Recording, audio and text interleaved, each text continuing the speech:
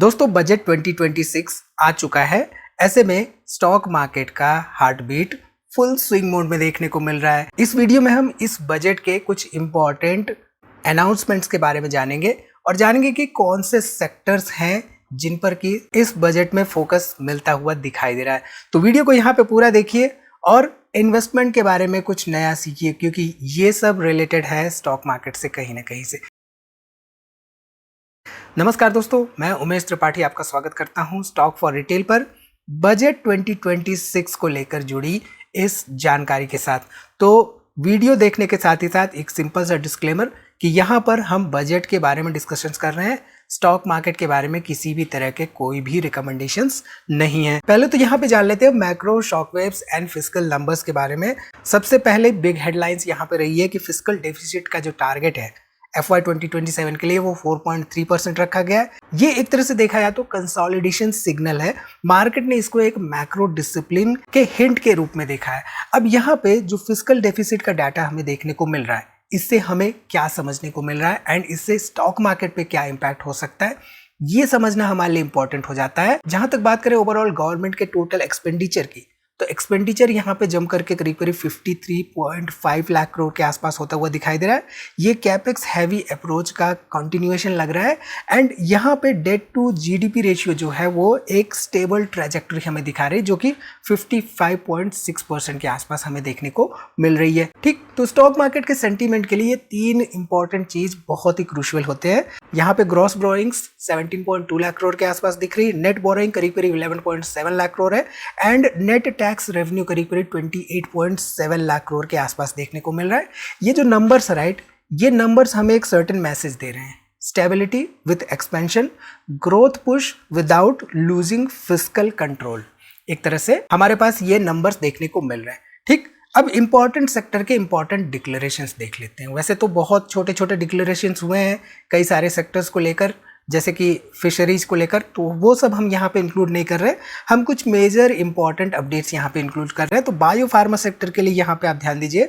तो bio pharma sector में proposal हुआ है to allocate 10,000 crore for bio pharma sector over the next 5 years।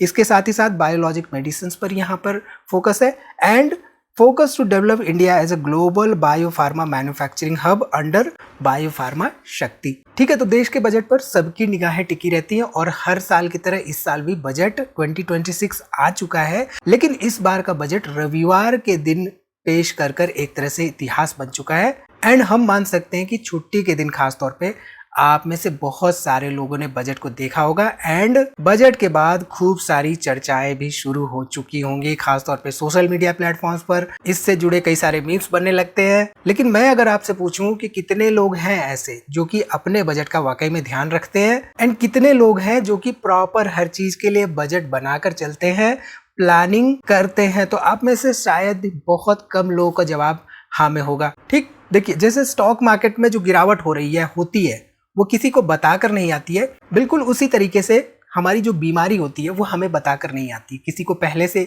अंदेशा नहीं होता है कि हाँ ये बीमारी हमें हो सकती है, बस कुछ ऐसा इंसिडेंट होता है जिसकी वजह से आपका कोई ना कोई जानने वाला या आपका परिवार वाला हॉस्पिटल पहुंच जाता है। अब हॉस्पिटल पहुंचे नहीं कि चिंता सिर्फ जेब की नहीं बल्कि ओवरऑल आपके बजट की भी होने लगती है एंड हॉस्पिटल में रहते हुए आप फिजिकली फिट भी हो जाएं तो फाइनेंशियली कहीं ना कहीं से वो आप पर बर्डन डाल देती है, जो कि आपको फाइनेंशियली अनफिट होने के कगार पे पहुंचा भी सकता है। सो ऐसी सिचुएशन से बचने के लिए जरूरी होता है इंश्योरेंस लेना। आपकी कमाई, आपकी ओवरऑल जो सेविंग्स होती है उसको बचाने में मदद करता है आपकी हेल्थ इंश्योरेंस। बीमारी या हादसे को रोका तो नहीं जा सकता है, जैसे कि आज के स्टॉक मार्केट में गिरावट हो रही है, इसको हम रोक तो नहीं सकते, लेकिन हम सेफ्टी प्रोवाइड कर सकते हैं, हम कुशन प्रोवाइड कर सकते हैं। जब जेब पर एक्स्ट्रा खर्च होने लगे तो हम उसको रोक सकते हैं, जैसे कि हम इसको करते हैं स्टॉक मार्केट में स्टॉप लॉस के जरिए, हम यहाँ पर इंश्योरेंस में हेल्थ इंश्योरेंस के जरिए इसको करते हैं। आजकल तो कई हेल्थ इंश्योरेंस प्लान्स ऐसे भी आ रहे हैं जो कि डायबिटीज, थायराइड, बीपी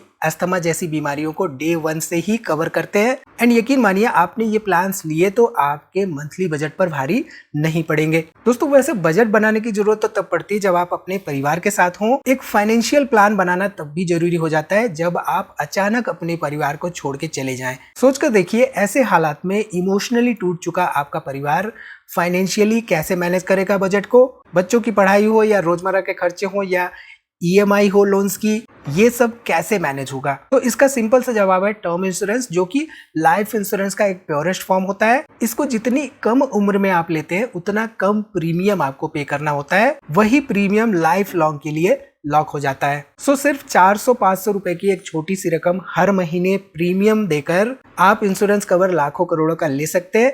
इस पर सरकार ने रिसेंटली जो GST का स्लैब था उसको भी रिड्यूस कर दिया था।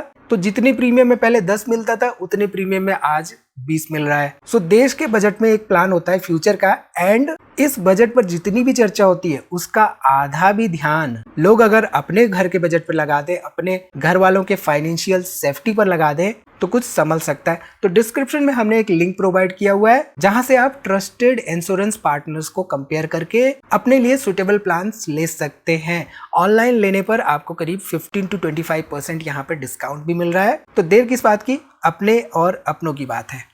चलिए अब यहाँ पे हम बात कर रहे हैं सेक्टर्स की, जिन सेक्टर्स में इंपॉर्टेंट डिक्लेरेशंस हुए इस पर्टिकुलर बजट में। वैसे तो मार्केट को बहुत ज़्यादा बजट रास नहीं आया है। मार्केट में जैसे ही निर्मला सीतारमन जी ने अपना बजट ख़त्म किया और उसमें टैक्स रिलेटेड कुछ भी नहीं बताया, बेरुखी से चली गई, बिल्कुल उसी समय से लाल कैंडल्स बननी शुरू हो गई थी। अब यहाँ पे वाटरवेज एंड फ्रेट कॉरिडोर्स के लिए कुछ इंपॉर्टेंट डिक्लेरेशंस हुए हैं। Ship repair water system Varanasi में सेटअप किया जाएगा। Manufacturing of seaplanes support इनको प्रोवाइड किया जाएगा। साथ ही साथ new dedicated freight corridors from Dankuni in east to Surat in west to promote environmentally sustainable movement of cargo, ये यहाँ पे एक मेजर डेवलपमेंट देखने को मिल रहा है। साथ ही साथ 20 new national waterways over the next 5 years। तो यहाँ पे वाटरवेज एंड फ्रेट कॉरिडोर्स के लिए यहाँ पे हम कह रहे हैं कि एक मेजर अपॉर्चुनिटी देखने को मिल रही है। ठीक है, इसके साथ ही साथ अगर हम देखें तो यहाँ पे सेमीकंडक्टर सेक्टर के लिए बहुत सारे अनाउंसमेंट हमें देखने को मिले हैं। Focus on the industry led R&D and training centres for chips. इसके साथ ही साथ the outlay has been increased to 40,000 crore. यहाँ पे जो पहले का सेमीकंडक्टर मिशन 1.0 था, अब ये सेमीकंडक्टर मिशन 2.0 में इसको 40,000 करोड़ का कर दिया गया है। यहाँ पे अगर हम देखें तो ओवरऑल एक्सेलरेशन ऑफ ग्रोथ को फोकस किया जा रहा है इस पर्टिकुलर सेमीकंडक्टर सेक्टर में, and it is being focused now on manufacturing the equipment of semiconductor devices and materials, enabling full stack chip design, developing domestic intellectual property and reinforcing supply chains। तो यहाँ पर आप ध्यान दीजिए, तो full stack chip design पर focus किया जा रहा है। अब यहाँ पे गवर्नमेंट इस पर्टिकुलर इनिशिएटिव के लिए जा रही है कि लोकल कंपनियां भी आगे आए और वो फुल स्टैक चिप यहाँ पे डिजाइन के साथ इंप्लीमेंट करते हुए मैन्युफैक्चर करें। ठीक है, इसके साथ ही साथ अनदर मेजर यहाँ पे अगर हम अनाउंसमेंट देखें तो रेलवे सेक्टर के लिए हुआ है। रेलवे सेक्टर में पहले तो एक डेडिकेटेड बजट ही आता था, यहाँ पे रेलवे सेक्टर में को 1-2 लाइन में पढ़ दिया गया है, यानी कि जो रेलवे का बजट था वो इस बजट भाषण में 1-2 लाइन में खत्म कर दिया गया। और यहाँ पे कहा गया कि 7 हाई स्पीड रेल कॉरिडोर्स यहाँ पे सेटअप किए जाएंगे। बाकी जो पहले के प्रोजेक्ट्स हैं, चाहे बुलेट रिलेटेड ट्रेन हो, चाहे वंदे भारत रिलेटेड प्रोजेक्ट्स हो, चाहे अदर प्रोजेक्ट्स हो रेलवेज के, वो सब एज इट इज चलते रहेंगे। तो यहाँ पे बहुत ज़्यादा मेजर डिक्लेरेशन नहीं हुआ है रेलवे सेक्टर के लिए। इसके साथ ही साथ अगर हम यहाँ पे ध्यान दें तो फाइनेंशियल सेक्टर के लिए proposal of high level committee on banking for विकसित भारत, एंड इसके साथ ही साथ PFC and rural electrification corporation, जो PFC कंपनी है और ये रूरल इलेक्ट्रिफिकेशन कॉर्पोरेशन कंपनी है, इन दोनों के रिस्ट्रक्चरिंग का यहाँ पे प्लान डिसाइड किया गया है। ठीक है, इसके साथ ही साथ अगर हम देखें तो emerging tech including the artificial intelligence हो, big data, cloud computing, IT sector में भी कहीं ना कहीं से एक तरह से जो बाहर की कंपनियां हैं उनको आकर्षित करने की यहाँ पे कोशिश हुई है। Tax holiday for data centre companies till 2047 यहाँ पे डिक्लेयर किया गया है, खासतौर पे IT सेक्टर की कंपनियों के लिए जो कि डाटा सेंटर पे काम कर रही है। तो यहाँ पे हम डाटा सेंटर कंपनियों के देख रहे हैं, यहाँ पे हम ओवरऑल आईटी कंपनीज में आर्टिफिशियल इंटेलिजेंस रिलेटेड कंपनियों को देख रहे हैं और यहाँ पे हम सेमीकंडक्टर रिलेटेड कंपनियों को देख रहे हैं। तो गवर्नमेंट यहाँ पे कहीं ना कहीं से फोकस करती हुई नजर आ रही है जो लेटेस्ट एंड इमर्जिंग टेक्नोलॉजीज है इन पे। इसके साथ ही साथ इलेक्ट्रिक बसेस के लिए यहाँ पे बहुत ज़्यादा मेजर डिक्लेरेशंस नहीं हुए, बस कुछ सर्टेन स्टेट में कुछ सर्टेन प्रोजेक्ट के लिए यहाँ पे प्रपोजल ऑफ 4000 इलेक्ट्रिक बसेस देखने को मिल रहा है। ठीक है, इसके साथ ही साथ डायरेक्ट टैक्सेस में थोड़े बहुत चेंजेस हुए हैं। यहाँ पे न्यू इनकम टैक्स रूल जो कि पिछले साल हमें दिखाया गया था वो वहाँ पे देखें तो 1 अप्रैल 2026 से ये लागू होता हुआ दिखाई देगा।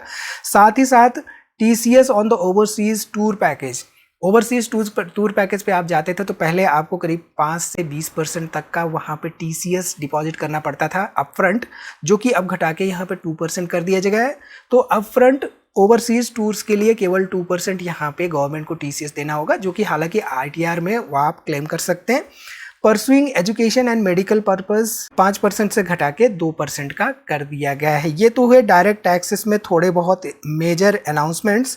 वहीं पे सबसे बड़ा यहाँ पे सेटबैक मिला है खासतौर पे फ्यूचर्स एंड ऑप्शंस के ट्रेडर्स को। यहाँ पे देखें तो जो STT हुआ करता था फ्यूचर्स में 0.02% उसको बढ़ा के 0.05% कर दिया गया एंड ऑप्शंस में इसको 0.15% कर दिया गया है फ्रॉम 0.1%। तो ये एक मेजर सेटबैक यहाँ पे देखने को मिला, जिसकी वजह से मार्केट ने भी यहाँ पे रिएक्ट करते हुए हमें देखने को मिला है। ठीक है, तो ऑल इन ऑल यहाँ पे 2026 में बजट भाषण खत्म होने के साथ ही साथ मार्केट के सूरत हाल कुछ ऐसे थे। मार्केट 2.5% के करीब लोअर एंड पे ट्रेड करता हुआ दिखाई दे रहा था। हालांकि अभी कहाँ पे है, लाइव मार्केट क्या चल रहा है, ये सब हम डिस्कस नहीं कर सकते because of certain regulations. But all in all market का मूड इस बजट से तो खराब होता हुआ दिखाई दे रहा है फिलहाल के लिए। हालांकि क्या मार्केट अपने एक ऐसे पॉइंट पे आ गया जहाँ से आगे चल के हमें कुछ सीढ़ियाँ ऊपर चलती हुई दिखाई दे, ये तो समय ही बताएगा। यहाँ पे फिलहाल अगर हम समझें कि पुराने के पहले के बजट डेज में क्या हुए हैं, कैसा मार्केट रिएक्ट किया, कैसा मार्केट मूव किया है पिछले 10 सालों में, तो यहाँ पे आप देख सकते हैं कि जो भी बजट डेज है उनमें most of the times Nifty 50 यानी कि स्टॉक मार्केट ने नेगेटिव इम्पैक्ट दिया है, नेगेटिव मूव्स दिए हैं। सबसे अच्छा साल यहाँ पे 1 फरवरी 2021 का रहा था, जहाँ पे करीब 4.5% के आसपास की मार्केट ने रैली दिखाई थी। एंड पिछले 3 सालों से लगातार 2023, 24, 25 और इनफैक्ट 2026-20 में जुड़ जाएगा, क्योंकि यहाँ पे देखने को मिल रहा है कि 2026 में भी मार्केट का मूड बहुत अच्छा नहीं है, नेगेटिव मूव हमें देखने को मिल रहा है। तो यहाँ पे आप देख सकते हैं कि इस पर्टिकुलर चार्ट में पिछले 10 सालों में 1, 2, 3, 4, 5, 6, 7 करीब 70% ऑफ द टाइम यहाँ पे मार्केट का मूड बहुत अच्छा नहीं रहा है बजट की वजह से। तो इससे आप बहुत सारी चीज़ें समझ सकते हैं कि कैसे बजट्स आते रहे पिछले 8 से 10 सालों में और कैसे मार्केट यहाँ पे रिएक्ट करता हुआ दिखाई दिया है। तो इस वीडियो में इतना ही दोस्तों, मिलते हैं अगली वीडियो में एक नई जानकारी के साथ। बजट आपको कैसा लगा, बजट में कौन सी बातें अच्छी लगी हैं आपको कमेंट करके जरूर बताइए। कौन से सेक्टर्स हैं जो इससे प्रभावित हो रहे हैं, कौन से स्टॉक्स हैं, अगर आप कमेंट करना चाहते हैं तो कमेंट कर सकते हैं। वीडियो में इतना ही, मिलते हैं अगली वीडियो में एक नई जानकारी के साथ। और हाँ, जो हमने डिस्क्रिप्शन में इंपॉर्टेंट लिंक्स दे रखे हैं आप उनको एक्सप्लोर करना ना भूलिए। वीडियो को दोस्तों भी शेयर कर दीजिए ताकि उनको भी पता चले कि भाई STT रिलेटेड यहाँ पे क्या भी चेंजेज हुए हैं, क्या भी डिस्कशंस हुए हैं एंड बाकी जो इम्पोर्टेंट सेक्टर्स हैं उनमें क्या अनाउंसमेंट्स हुए हैं। तो वीडियो में इतना ही, मिलते हैं अगली वीडियो में एक नई जानकारी के साथ। तब तक आप अपना बहुत ख्याल रखिए।